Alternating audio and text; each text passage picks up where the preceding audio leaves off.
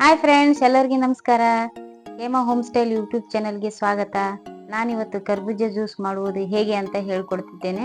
ಇದಕ್ಕೆ ಬೇಕಾಗುವ ಸಾಮಗ್ರಿಗಳು: ಒಂದು ಕರ್ಬೂಜ, 3 ಟೇಬಲ್ ಸ್ಪೂನ್ ಅಷ್ಟು ಸಕ್ಕರೆ, ಒಂದು ಚಿಕ್ಕ ಪಾಕೆಟ್ ಹಾಲು. ಮಾಡುವ ವಿಧಾನ: ಮೊದಲಿಗೆ ಕರ್ಬೂಜ ಹಣ್ಣನ್ನು ಈ ರೀತಿ ಕಟ್ ಮಾಡಿ ಒಳಗಿನ ಬೀಜಗಳನ್ನು ತೆಗೆದು ಸಣ್ಣ ಸಣ್ಣ ಪೀಸುಗಳನ್ನಾಗಿ ಮಾಡಿಕೊಳ್ಳಿ. ಈಗ ಒಂದು ಮಿಕ್ಸಿ ಜಾರಿನಲ್ಲಿ ಮುಂಚೆ ಕಟ್ ಮಾಡಿ ರೆಡಿ ಮಾಡಿಕೊಂಡಿರುವಂತಹ ಕರ್ಬೂಜ ಹಣ್ಣಿನ ಪೀಸ್ಗಳನ್ನು ಹಾಕಿ 3 ಟೇಬಲ್ ಸ್ಪೂನ್ ಸಕ್ಕರೆ ಹಾಕಿ,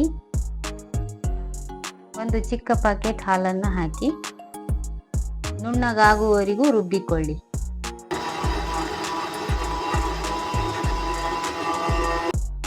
ಈ ರೀತಿ ನುಣ್ಣಗಾದ ನಂತರ ಒಂದು ಗ್ಲಾಸಿಗೆ ಹಾಕಿದರೆ ಬೇಗ ಮತ್ತು ಸುಲಭವಾಗಿ ಮಾಡುವಂತಹ ಕರ್ಬೂಜ ಹಣ್ಣಿನ ಜ್ಯೂಸು ಸವಿಯಲು ರೆಡಿ.